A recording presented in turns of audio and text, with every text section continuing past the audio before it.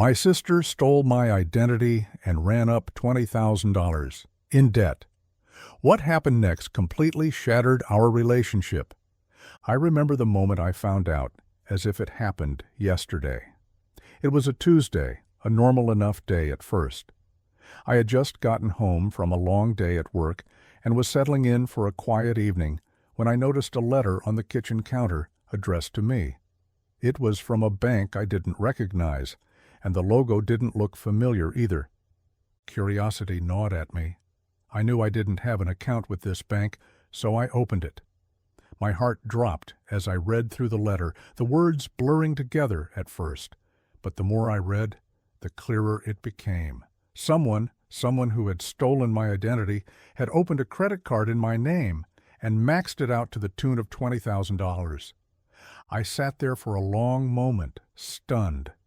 I had always been careful with my financial information, never sharing my details with anyone unless it was absolutely necessary. I didn't even have a credit card for that bank. My first instinct was to call the bank, but the letter instructed me to contact their fraud department, which I did immediately. "Hello, thank you for calling XYZ Bank. How can I assist you today?" The customer service representative's voice sounded too calm for the situation. "I just received a letter stating that there's a credit card account opened in my name. I didn't open this account," I said, trying to keep my voice steady.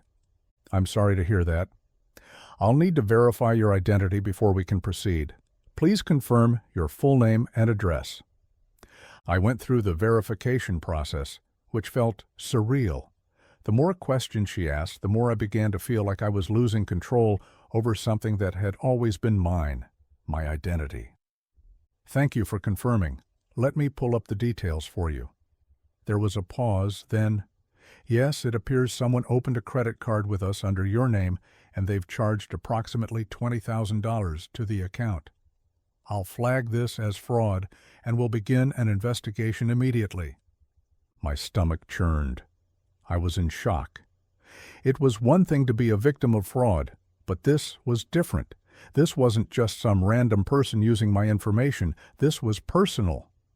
When I got off the phone, my first instinct was to call my parents. But then I realized something. I hadn't spoken to my sister Lily in a few days.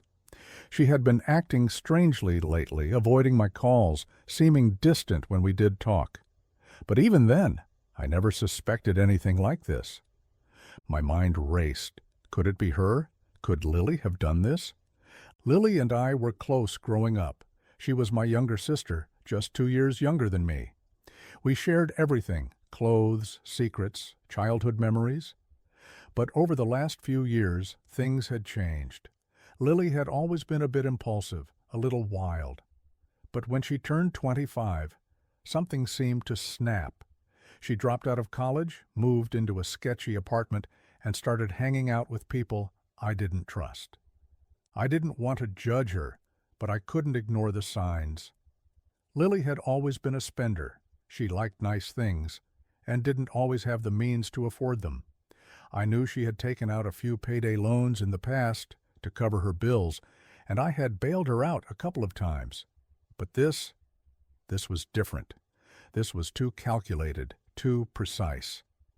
I picked up my phone again and called my mom. She answered on the third ring. "Hey, sweetie, how's everything going?" she said, her voice cheerful. But I could tell something was off.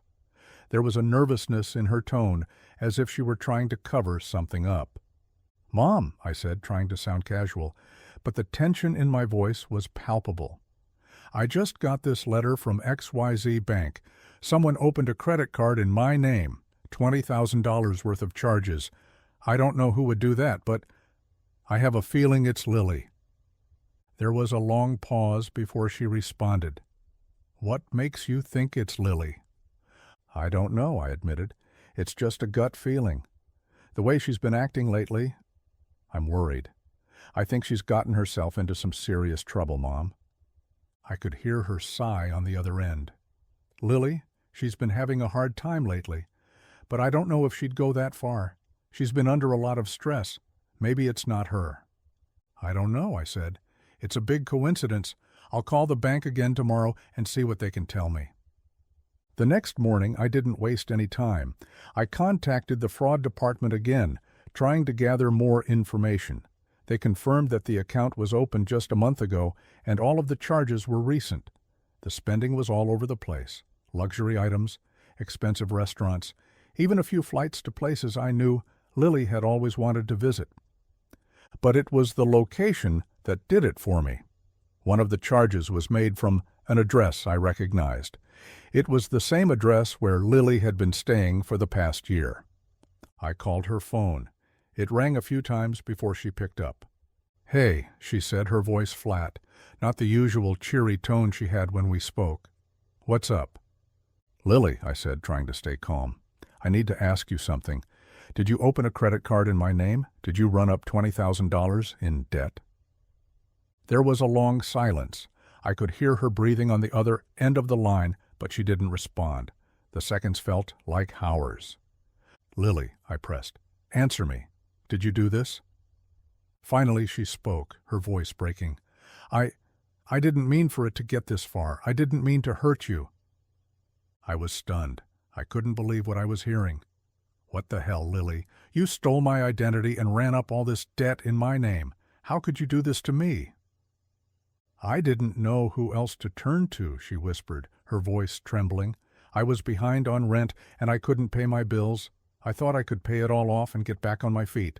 But it got out of control. I'm sorry." Her words didn't even register at first. I wanted to yell at her, scream at her for betraying me like this, but I couldn't find my voice. My chest felt tight, like I couldn't breathe. This wasn't the sister I knew. This was someone I didn't recognize, someone I didn't want to know. "How could you think this was okay?" I managed to choke out. "You ruined my credit.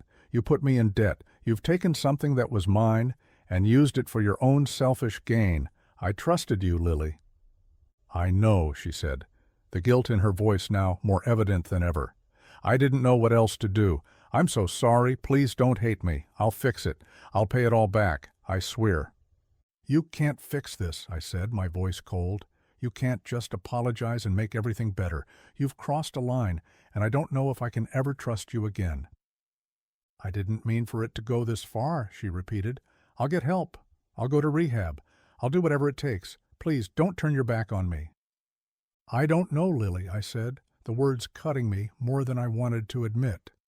"You've gone too far this time. You've taken something from me that I can't get back. I don't know if I can ever forgive you for this." The conversation ended shortly after that.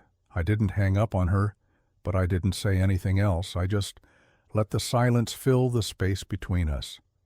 It was the hardest thing I'd ever had to do, but I knew it was necessary. In the days that followed, I tried to process everything. I called the fraud department again and started the process of clearing my name. They advised me to file a police report, so I did. It wasn't just the financial burden I had to deal with, it was the emotional one too. Lily had taken something from me that wasn't just money, it was trust, it was family. The following weeks were a blur. Lily called and texted me repeatedly, begging me to give her another chance. She promised she would get help. She promised she would pay me back. But I couldn't ignore the truth. What she had done was unforgivable. I avoided seeing her. I couldn't face her. The guilt and shame in. Her eyes when I saw her last were not enough to erase the betrayal. And when my mom called, pleading with me to be more understanding, it only made me angrier.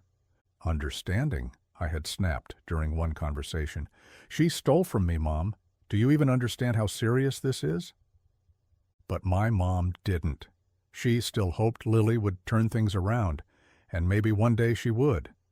But that day wasn't today, and I wasn't sure when or if it ever would be. Months have passed since that phone call.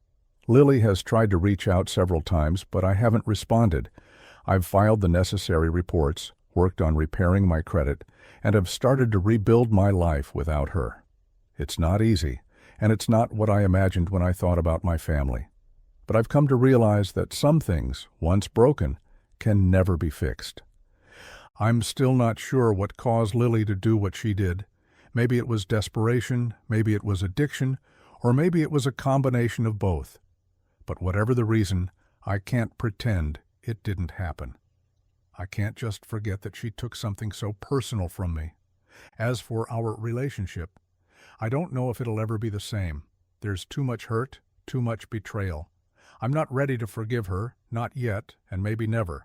I'll always love her, but love doesn't erase what she did.